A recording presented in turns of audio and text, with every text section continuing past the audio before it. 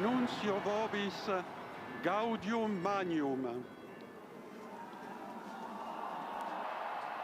Habemus papam.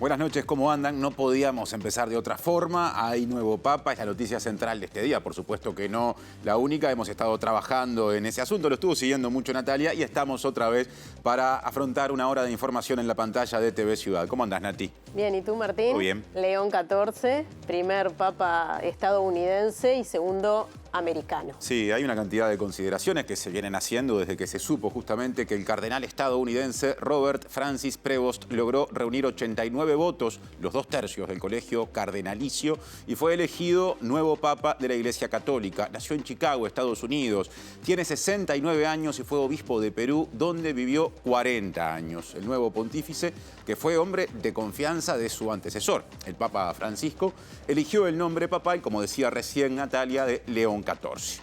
Bien, el nombre que eligen desde hace un tiempo los propios papas. El vicario de la Arquidiócesis de Montevideo, Gonzalo Esteves, hizo referencia a la designación del nuevo Papa León XIV y lo calificó como muy cercano y en conocimiento de la realidad de América Latina por este trabajo de varias décadas en Perú. Auguró un pontificado con énfasis en lo social, continuador de lo realizado por el Papa Francisco. Ahora repasamos otros asuntos destacados de hoy. Vemos los titulares.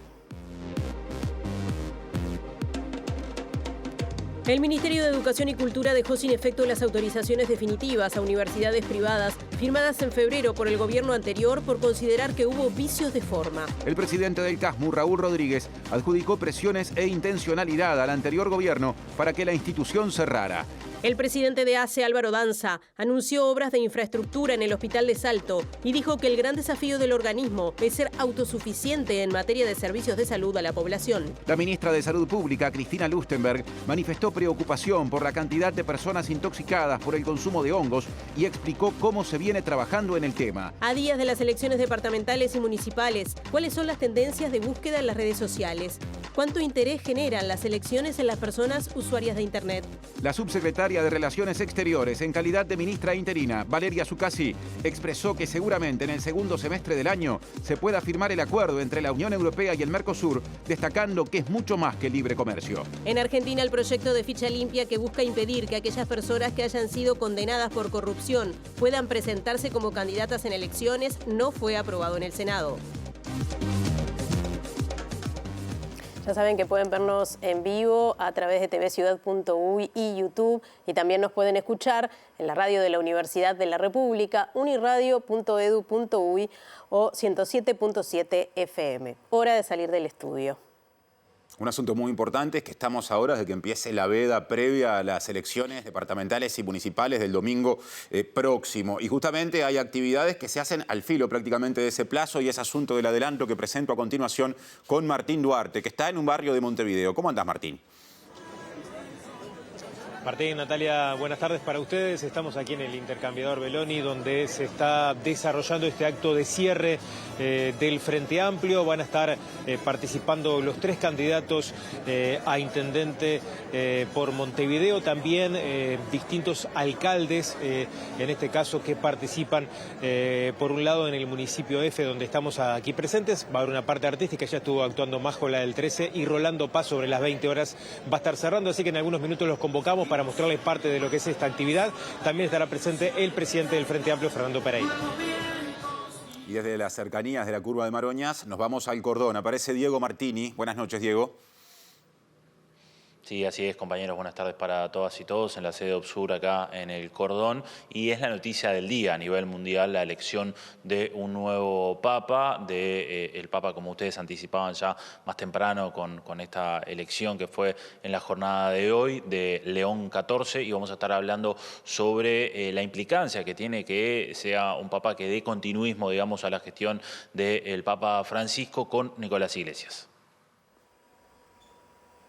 Otro adelanto de orden gremial. El Sindicato de la Industria Láctea se reunió con autoridades del Ministerio de Trabajo y Seguridad Social y en pocos días será recibido por el presidente Yamandú Orsi, a quien le planteará una serie de preocupaciones ante la pérdida de trabajo en empresas como Calcar y Coleme. Mientras que en el sindicato de Mar y Afines se denunció la pérdida de horas de trabajo porque diversas empresas extranjeras que operan en aguas uruguayas no contratan tripulantes locales.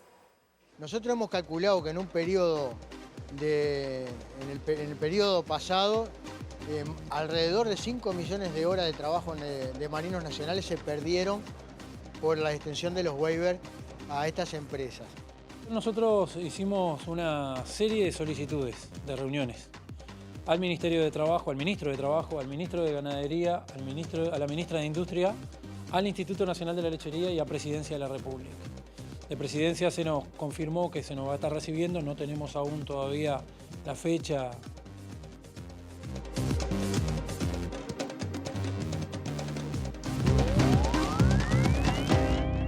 Comienzo diferente, mirando hacia el Vaticano. León XIV fue elegido nuevo Papa de la Iglesia Católica luego de la cuarta votación realizada en la jornada de hoy en el cónclave de los cardenales. Robert Francis Prevost, que fue cardenal en Perú, tiene talante progresista y se considera una de las personas de confianza de su predecesor, el Papa Francisco. Es el primer pontífice estadounidense y el segundo del continente americano, luego de Jorge Bergoglio.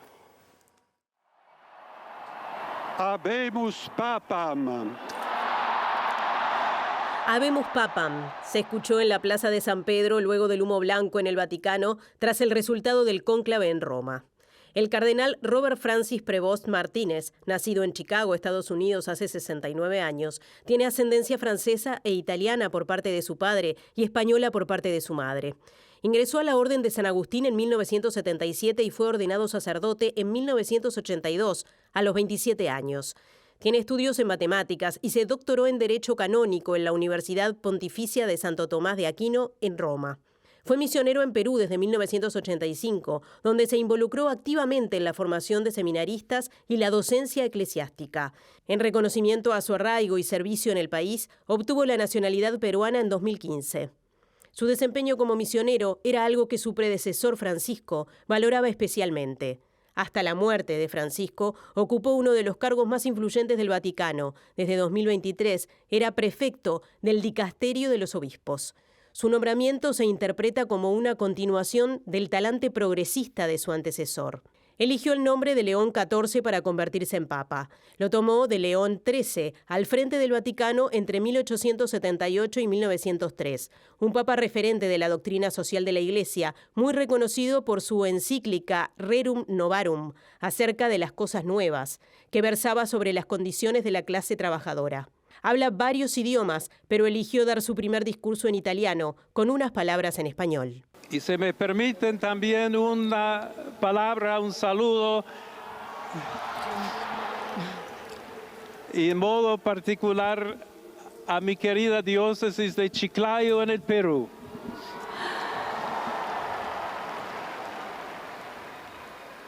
Donde un pueblo fiel ha acompañado a su obispo, ha compartido su fe y ha dado tanto para seguir siendo iglesia fiel de Jesucristo.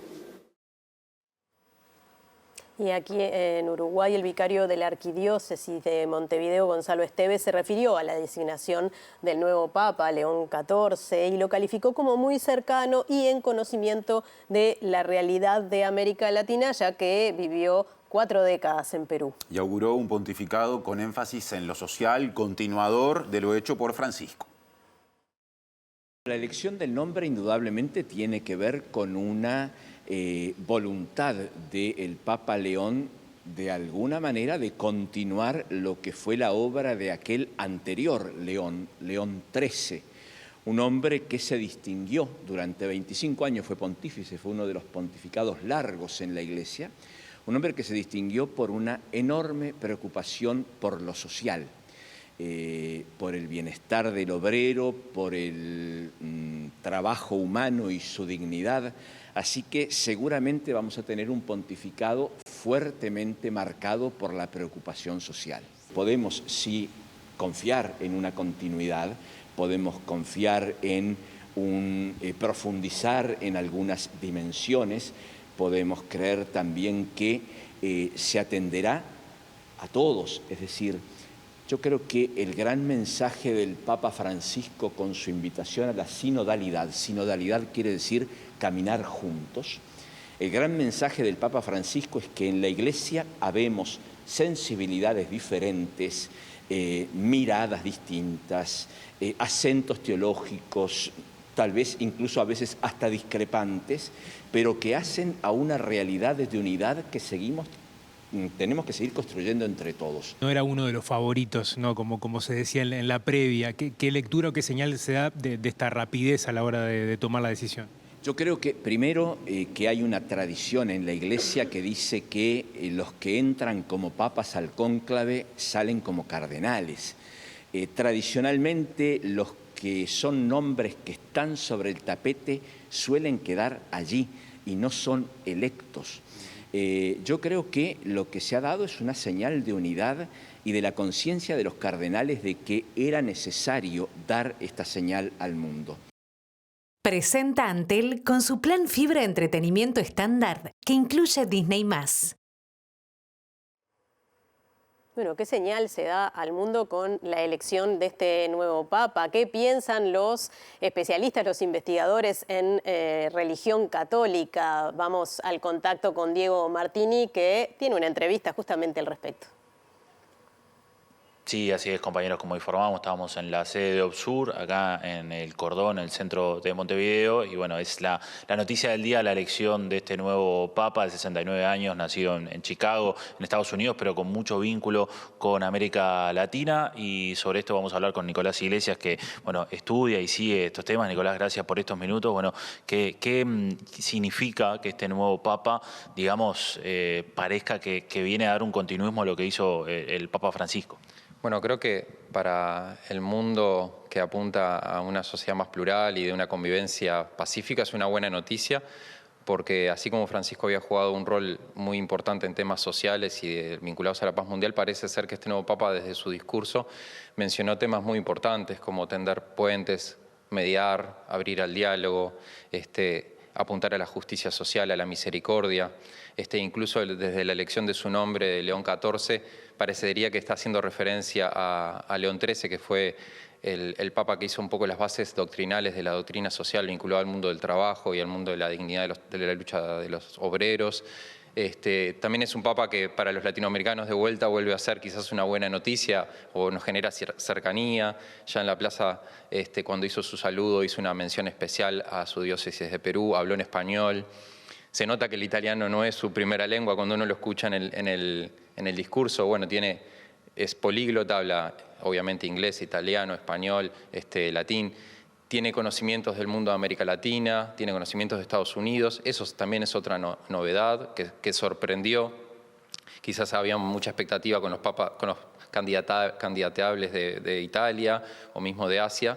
Pero bueno, aparece un estadounidense y Estados Unidos no es un país mayoritariamente católico, es un país mayoritariamente protestante, de una ciudad obrera como Chicago.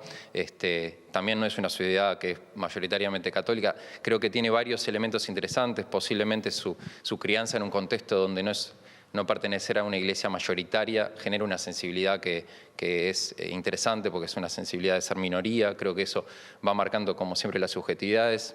Es una persona que ha tenido mucha formación en sus estudios también de otras áreas que no son solo la teología, la docencia. Es joven, porque 69 años es una candidatura joven, así que creo que tiene varios elementos interesantes. Esto, en esta línea del continuismo, ¿qué cosas se tienen que lograr también de la reforma de la Iglesia Católica? Bueno, vamos a ver cuántos de las postas que Francisco dejó él quiere seguir y cuáles quizás no profundiza. Una de las que sí mencionó en su discurso breve es la Iglesia sinodal. Y eso parece que puede decir poco, pero en verdad dice mucho. Quiere decir una iglesia participativa, horizontal, abierta a la participación de los laicos, la participación de las mujeres, y eso ubica también, porque lo usó en su discurso, una iglesia que es humilde y que busca estar en diálogo. Eso puede decir que puede haber mayor rol de los laicos, mayor rol de las mujeres, puede decir que es una iglesia que sigue tendiendo puentes en un contexto de guerra. Tenemos obviamente la guerra de Rusia y Ucrania, el tema de Palestina e Israel. Quizás hay temas sobre los cuales él no se pronunció muy claramente cuando era cardenal, pero también dejemos un margen, vamos a decir, a la sorpresa, porque si hacemos el comparativo con Bergoglio, y si hubiésemos tomado todas las declaraciones de Bergoglio trasladadas a Francisco, nos hubiésemos equivocado en muchos temas, en hacer proyecciones, ¿no? Porque una cosa es ser cardenal en un contexto como el Perú. Perú venía de tener muchos obispos del Opus Dei y Francisco incluso lo pone ahí de alguna manera para abrir a un campo un poco más social y más aperturista. Entonces, quizás cuando uno ve la trayectoria de este cardenal que ahora llega a ser este papa, ve que viene bastante de abajo de alguna manera en su proceso y la orden que viene está muy vinculada a los agostinianos a la misión. Eso quiere decir al trabajo hacia afuera, hacia temas sociales, temas ambientales, justicia social. Yo creo que esos temas sociales claramente van a estar en su agenda y eso es una buena noticia al fin de cuentas. Nicolás, brevemente para cerrar, ¿hay alguna posibilidad, porque es algo que ya con la llegada de Francisco y su vínculo cercano a Uruguay, de qué depende de que el Papa pueda visitar Uruguay? Porque bueno, desde la llegada de Juan Pablo II se sigue esperando la visita de un Papa a Uruguay. Bueno, creo que de vuelta estamos como con chances, porque es un papa que tiene una afinidad con América Latina, fue muy celebrado por los latinos que estaban ahí en la plaza, y creo que también es bueno, o para aumentar las chances, digamos, que no tiene un problema político interno como tenía Bergoglio con Argentina, porque esa fue la razón principal por la cual no fue a Argentina y por ende no vino a Uruguay, para no meterse en la política interna. Yo creo que sí, posiblemente Sturla tenga cercanía con este nuevo papa, por una cuestión hasta del idioma, así que quizás nos sorprende con una visita. Bueno, gracias Nicolás. Gracias a ustedes. Bien, volvemos a Estudios Compañeros, entonces con la noticia del día. Robert Prevost de Estados Unidos, de Chicago, de 69 años, es el nuevo papa. Gracias, Diego y resto del equipo. Ahora abrimos la agenda a otros asuntos que están vinculados a la educación, porque el Ministerio de Educación y Cultura planteó al Poder Ejecutivo dejar sin efecto las autorizaciones definitivas a universidades privadas firmadas por decreto en febrero y convocará además al diálogo con todo el sistema terciario, el público y también el privado, para elaborar una nueva normativa. El ministro José Carlos Maías señaló que el decreto del anterior gobierno tiene varios vicios de forma que deben ser corregidos para atender, además, los reclamos planteados por la Universidad de la República. Usted, para hacer un decreto, tiene que tener la firma del Poder Ejecutivo en su conjunto, no solo del ministro, para decir un ejemplo. Es buena cosa, además, desde nuestro punto de vista, que tenga la participación y el involucramiento genuino de, por ejemplo, las propias universidades privadas en su gestación, que no haya tenido, como tuvo, recusación de la Universidad de la República. Hay una serie de aspectos que, insisto, desde nuestro punto de vista, eran inconvenientes, había que revisar y por eso hicimos esa propuesta de derogación. Previendo la llegada de nuevas instituciones con esa fragilidad. A ver, yo creo que pueden llegar nuevas instituciones. De hecho, nosotros recibimos propuestas del exministro, que obviamente vamos a estudiar. Es un tema a considerar, pero básicamente de lo que se trata es lograr armonizar un sistema de educación superior privado o, digamos, bien reglado o mejor reglado con las universidades públicas y el sistema terciario. Desde nuestro punto de vista, eso no sucedió respecto al decreto que pedimos se derogue. Maía informó que se trabaja en un acuerdo marco entre el Plan Ceibal y Google que dé posibilidad de acceso a más información de inversiones de esa empresa en el país y avanzar en desarrollo de inteligencia artificial. Presenta Asociación de Funcionarios Portuarios. Hacete socio y accederás a beneficios exclusivos como colonia de vacaciones, préstamos, servicios de la salud, tienda online con precios exclusivos y mucho más.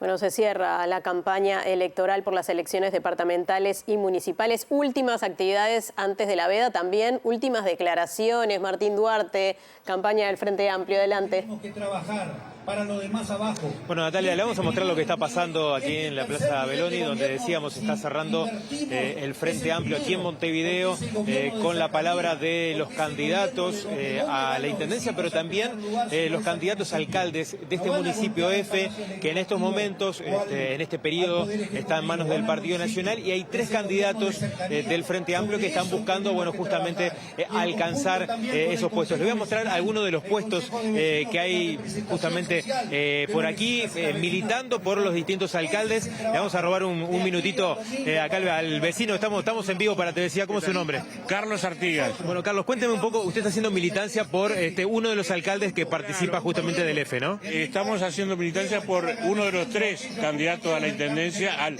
municipio F, Francisco Pancho Morena. La gente le pregunta, está informada de esta doble elección, o sea, está mucho más claro lo de los candidatos a la Intendencia, pero bueno, lo que se juega también en los distintos barrios. Sí, no, en realidad había mucha desinformación. Creemos que hemos hecho un trabajo importante justamente para que la gente pueda entender que hay doble elección, que se vota Intendencia, pero también se vota el gobierno de cercanía, que es el gobierno municipal. Por consiguiente, bueno, hemos recorrido barrios, cooperativas, asentamientos en este municipio que tiene más de 100 asentamientos, que tiene muchas cooperativas, nuevas cooperativas, muchos barrios, incluso la zona rural. Así que bueno, estamos tratando de que llegar a todos lados los 3 candidatos, los 3 grupos de militancia que tenemos para que la gente se entere que tiene que haber doble votación, tiene que elegir 2 cosas. ¿Cuál es la importancia de que el futuro alcalde sea del Frente Amplio, que en este momento es del Partido Nacional, ¿no? Bueno, nosotros entendemos de que este municipio trabajó muy bien porque también tuvo el aporte de concejales municipales Frente Amplio, que presionaron y laburaron para que el municipio saliera adelante. Pero en definitiva entendemos que hay obras que de pronto tienen que tener otra prioridad. Hay otras cosas que han quedado de lado y nosotros entendemos que se trabajó mucho en algunas zonas determinadas y hubo otras zonas que fueron totalmente olvidadas. Y nosotros entendemos que las obras tienen que hacerse de acuerdo a la necesidad, como aquel principio artiguista de que sea más beneficiado el que más necesidad tiene. Gracias por estos minutos. Me voy a recorrer otro de los puestos por acá, de lo que viene pasando justamente en esta actividad de cierre. Permiso por acá, vengo por acá. Vecina, venga por acá. Vamos a mostrar la cantidad de listas que hay justamente vinculada a los distintos sectores, pero también a los municipios. Recién conversaba con uno de los militantes, también hablando de la importancia y el trabajo que están haciendo aquí en el municipio F. En mi caso, estoy con Jorge Sartori, vivo en El Viñedo, en Punta de Rieles, un barrio muy carenciado, con muchas dificultades. Hay realojos, viviendas precarias, y bueno, Jorge me invitó a participar de su trabajo y por eso confiamos en él, porque es un militante que hace 15 años que está en la Junta Departamental. Y bueno, acá estamos creyendo, tenemos fe de que las cosas van a mejorar. Brevemente, para cerrar, ¿qué le pregunta a la gente? ¿Qué dudas se quiere sacar a la hora de también llevarse alguna lista? Bueno, en realidad preguntan para qué trabajamos o qué nos dicen sus necesidades en realidad y bueno, no le prometemos tratamos de hacer las cosas que la gente precisa, ¿verdad? Como las calles, porque hay calles aún de tierra, hay casas muy humildes que no tienen baño, por ejemplo. Esas cosas no deberían de estar pasando, ¿verdad? En estos tiempos. Y bueno, en realidad están pidiendo plazas para los niños, porque en la zona donde yo vivo no hay. El ómnibus, que no entra al barrio, y hay muchos niños que por causa de que en los días que llueve no hay, llegan a la escuela mojados, digamos. Y necesitamos esas cosas y se los pedimos al futuro alcalde. Muy amable, muchas gracias por estos minutos. Compañeros, se sigue desarrollando esta primera parte de la actividad donde están terminando de hablar los candidatos a alcaldes por el municipio F y en algunos minutos subirán al escenario, en este caso los candidatos a intendente y a intendenta por Montevideo. La noche de hoy Bien, muchas gracias a Martín y a equipo. Seguramente estemos en contacto más adelante. Ahora cambiamos de asunto. Les contamos que la Federación de Trabajadores de la Industria Láctea se reunirá con el presidente Yamandú Orsi para abordar las dificultades de ese sector. Así lo anunciaron sus dirigentes tras una reunión que mantuvieron hoy con autoridades del Ministerio de Trabajo y Seguridad Social, ante las que reclamaron soluciones para cientos de personas, trabajadores y trabajadoras, que han perdido su empleo producto de los problemas en empresas como Calcar y Coleme, entre otras del rubro. Nosotros hicimos una serie de solicitudes, de reuniones, al Ministerio de Trabajo, al Ministro de Trabajo, al Ministro de Ganadería, a la Ministra de Industria, al Instituto Nacional de la Lechería y a Presidencia de la República. De Presidencia se nos confirmó que se nos va a estar recibiendo, no tenemos aún todavía la fecha en la que va a ser. Y del Ministerio y del INALE, el Instituto Nacional de la Lechería, se generó la reunión el pasado martes y el día de hoy acá con el Ministro de Trabajo. La intención de la Federación acá fue, en los diferentes niveles de urgencia que tienen las situaciones que se están viviendo en el marco de la industria, de todos modos hacer un reconto y un planteo concreto de todas las situaciones que se vienen dando a nivel de la industria y las necesidades de soluciones que tiene cada una de ellas. Ellos plantearon básicamente todos los temas que tienen, habían representantes de todos los sindicatos que integran la industria. La prioridad fueron las empresas de Calcar y Coleme, que son las que tienen situaciones más complejas en relación a Calcar, como ya es conocido, el cierre y la posible no viabilidad de esa industria tal como la conocimos, y Coleme una situación muy compleja que también está siendo atendida por lo que es el Fondo de Reconversión de la Industria Láctea y por otros espacios de otros organismos del Estado. Bien, ¿qué pasa allí con el cobro de salarios que aún se le debe a los trabajadores despedidos de Calcar? Está la posibilidad de usar la ley de insolvencia patronal, pero sabemos que eso demora, entonces están analizando algunas otras soluciones a través del Estado, pero habría que ver si normativamente es posible para que haya un pago rápido. Ahora la salud del presidente del CASMU, Raúl Rodríguez, adjudicó presiones e intencionalidad al gobierno anterior para que cerrara la prestadora privada justamente, y dijo que la intervención que sigue en curso le provocó a CASMU pérdida de masa social porque se hizo sin cerrar el padrón. En el marco del festejo de los 90 años de la institución que se realizó en el Palacio Legislativo, Rodríguez dijo que el CASMU está firme y ha superado distintas crisis. Ustedes saben las presiones que sufrimos, una intervención que fue innecesaria, una intervención que lo que llevó fue a la pérdida de 3.000 socios. Normalmente cuando se hacía una intervención en una institución se cerraban los padrones sociales de manera que los socios no se fueran, porque cuando se hace una intervención es como en el sistema bancario, la gente corre contra los ahorros y en lo que es la mutualista corre a borrarse. Y eso nos generó una dificultad, fíjese, 3.000 socios, multiplíquelo por 4.000 pesos de promedio de cuota, multiplíquelo por 2 años, ¿cuánta plata nos hizo perder? ¿Y qué fue lo que lograron? Una cosa, ¿qué aporte le hicieron a la institución, los interventores? Nada, hice una denuncia en fiscalía, ¿qué pasó? Se archivó, no había nada, simplemente era una intención específica de que la empresa no siguiera para adelante. Y esa era la realidad que había detrás.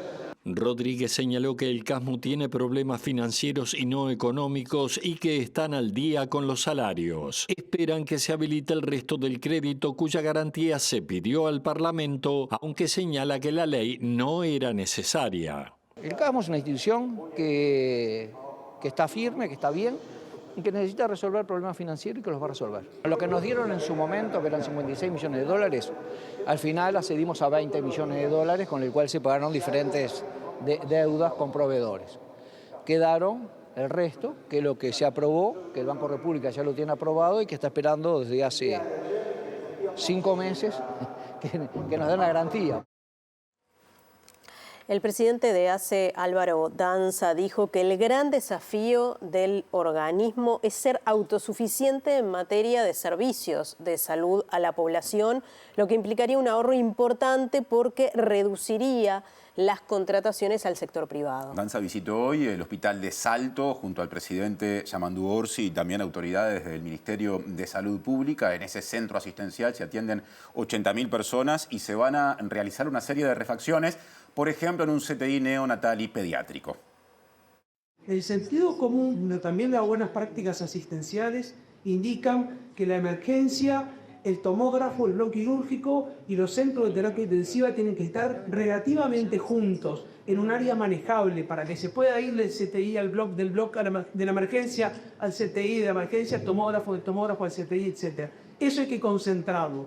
Lamentablemente pasa en muchos hospitales del país, de Montevideo y del interior, que las obras se han ido haciendo sin un plan director de obras. Se han ido haciendo por módulos, con buenas intenciones, pero sin una visión de conjunto global.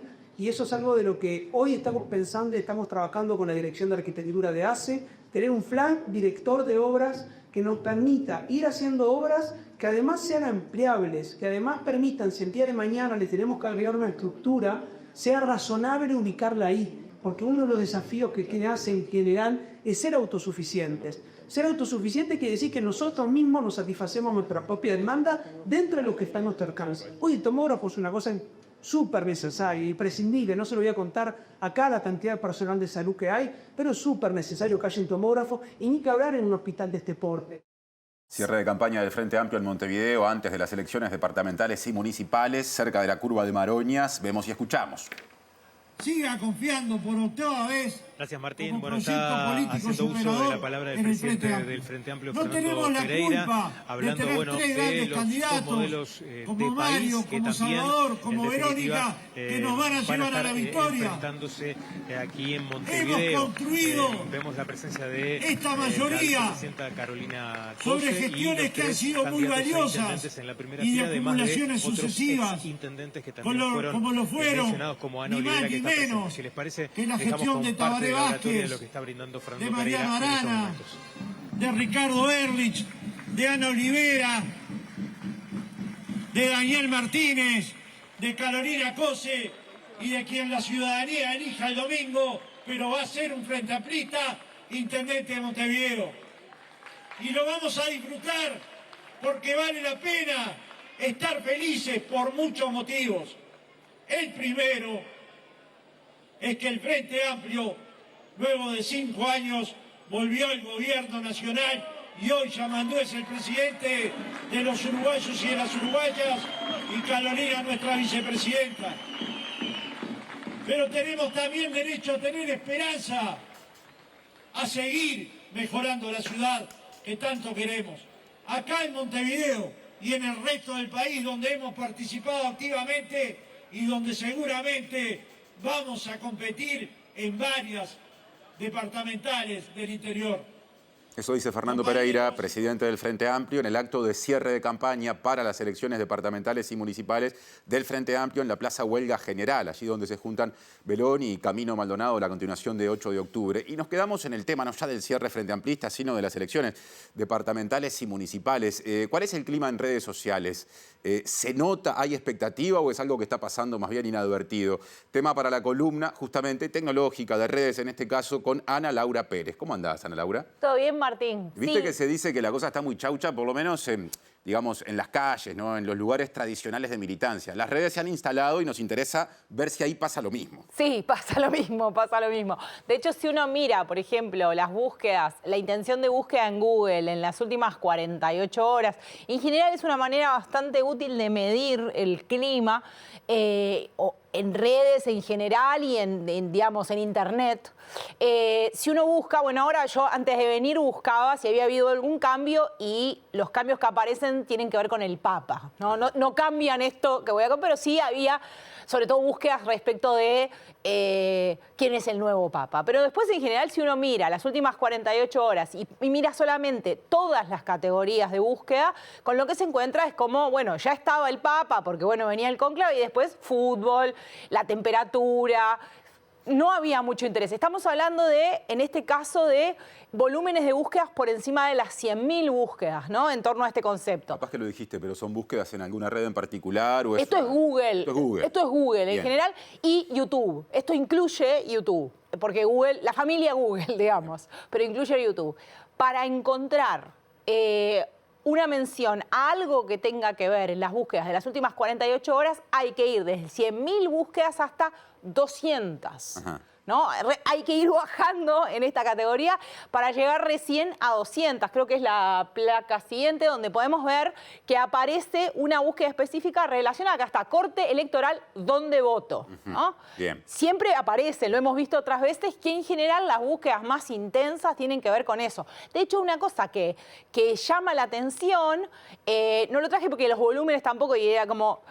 Pero lo interesante es que una cosa que aparece, que no había aparecido en estas búsquedas en las últimas elecciones anteriores, era si es obligatorio votar. Claro. Y también es un termómetro interesante para detectar que la verdad que la gente ganas de ir no está teniendo, porque si está preguntando tanto si es obligatorio es porque incluso la palabra multa aparece, con pocas intenciones, pero aparece en las listas cuando uno empieza a bajar sobre qué se está buscando. Da para decir mucho lo que estás contando, ¿no? Para empezar, también hay una cuestión hasta de cuán informada está la gente en general de lo que implica en términos de obligación el ciclo electoral, ¿no? Porque Bueno, eso que para uno es obvio. Ahí está, para uno es obvio que es obligatorio, pero no para todo el y mundo. no estaría siendo obligatorio, ni siquiera dónde se vota, ¿no? Si vemos la placa siguiente, el otro que es como interesante también ver, es bueno...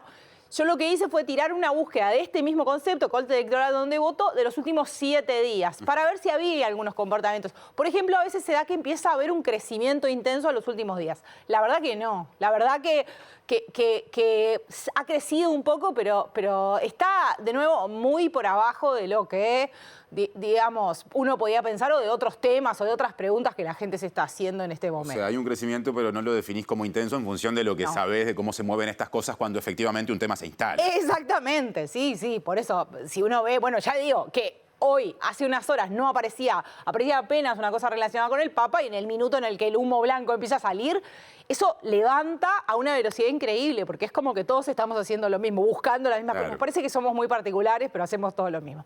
Y si vemos la siguiente, el otro interesante que podemos ver, bueno, es también ver el interés a lo largo del tiempo, en los últimos 30 días, para ver también, y lo que vemos de nuevo es de una chatura bastante, digamos, el 50 de intenciones de búsqueda, la intención de búsqueda se mide en una escala que va del 0 al 100. Ajá. Es siempre números, es como un índice, ¿no? Y la verdad que el pico recién haya llegado al 100 al final de estos 30 días significa que durante los últimos 30 días de campaña, la verdad, no le movió la aguja a mucha gente el tema. Lo que vemos acá como pico es del eje del 5 de mayo. Exactamente, por eso. Y si uno mira que son los últimos 30 días, digamos, desde el 8 de abril hasta el 8 de mayo, la verdad... Como que la campaña tampoco, no hubo otros momentos, uno podría pensar, incluso, por ejemplo, si uno hace búsqueda, fue lo que hice, alrededor de la palabra, del concepto de búsqueda Besosi, por ejemplo, a ver si eso había movido, sí hay un movimiento en el departamento, pero fuera del departamento tampoco es una cosa, aunque nos pueda parecer que haya movido tanto. Bien. Y si vemos la siguiente, también ver un poco, Google te permite ver alrededor de ese tema qué otras cosas se están buscando. Y de nuevo aparece esto que yo decía, circuito electoral, corte electoral, dónde tengo que votar, padrón electoral, corte electoral, Maldonado, dónde voto. Son búsquedas muy mediadas por la obligación. Exacto. Tengo que ir a votar, me tengo que informar. Hay gente que ni siquiera tiene claro si es obligatorio. Ahora, las que quedan por fuera de todo esto, me da la impresión, son las pasiones, los partidos, las candidaturas, no aparece los nada. Temas de discusión. No aparece nada de eso, no aparecen los temas, esto que tú decías, no aparece basura, no aparece calles, no aparece iluminación, no aparecen los temas que estuvieron, ni siquiera inseguridad relacionada con esto, tampoco aparecen. O sea, realmente hay como una sensación de que no se vibró con la campaña. Y creo que el próximo ya refiere, a ver si podemos ver el próximo, creo que ya el próximo refiere a los municipios. A ver. No, bueno, acá también, si miramos esto, tiene que ver con los últimos 30 días. Por eso también aparece, si uno busca política, búsquedas relacionadas con política de los últimos 30 días, está donde votó el domingo, pero después ya se cuela el acto del PIT-CNT, el Día del Trabajo, etc. Otros asuntos. Otros asuntos. También ahí vemos que no. Y después sí, lo que yo decía en la siguiente es el tema municipios, ¿no? O sea, específicamente si uno rastrea y busca, bueno, esta discusión que tenemos que en el interior sí, pero que en Montevideo hay un tema ahí como de poca participación. O sea, incluso este bajo interés que podemos ver es menor todavía en el caso de los municipios. Y de nuevo vemos esto, ¿no? Una cosa que está más abajo por momentos. Hay un pico que aparece ahí alrededor de abril, que la verdad si uno mira las noticias no tiene una explicación clara, pero eso, hay un interés muy bajo. Y después los temas que uno ve asociados en la otra plaquita, creo que se ve los temas, ahí está, es municipios C candidatos, mapa de los municipios de Montevideo. Y bueno, ¿a qué municipio pertenezco? ¿No? Bueno, o sea, ya estamos entrando en territorio donde la gente no tiene idea ni siquiera estamos hablando, esto es hoy, sí. O sea, estamos hablando que sobre el 8... la gente todavía no sabe cuál es su municipio. O sea, que tampoco entró como en contacto. Eso es algo que se dice habitualmente. No me llama tanto la atención como lo de la obligatoriedad o no del voto, que es obligatorio, aclaramos en este caso. Pero Montevideo, los municipios, sus límites, la pertenencia y la identidad son un tema de monografía. Diría que en todo caso abordaremos el otro domingo. Capaz que el domingo. Capaz que lo charlamos el domingo, por supuesto. Serás parte del equipo, será un gusto compartirlo. Como hasta siempre. el domingo entonces. Nos vemos, Martín. En Argentina no prosperó por un voto en el Senado el proyecto de ley denominado Ficha Limpia, que procuraba impedir la postulación a cargos electivos justamente de personas condenadas por la justicia en segunda instancia por delitos de corrupción. La iniciativa fue presentada por el partido Propuesta Republicana, el PRO, en noviembre de 2024 y había logrado media sanción en febrero de ese año cuando fue aprobado en la Cámara de Representantes por 144 votos a favor, 98 en contra y 2 abstenciones. Según indicaba el proyecto de ley, la inhabilitación temporal para ser candidato o candidata se mantenía vigente hasta que otro tribunal superior revocara la condena o hasta que se cumpla la pena impuesta por la justicia. Para convertirse en ley requería al menos 37 de 72 votos en la Cámara Alta, pero no alcanzó las voluntades y fue rechazado con un resultado de 36 votos a favor, 35 en contra y un senador ausente. Poco después de la votación, la oficina del presidente Javier Milei publicó un comunicado en el que condenó la decisión de la Cámara Alta y destacó que el mandatario argentino aborrece la actitud de los senadores nacionales, que han optado por priorizar la defensa de sus intereses personales y partidarios por encima de las demandas del pueblo al que dicen representar.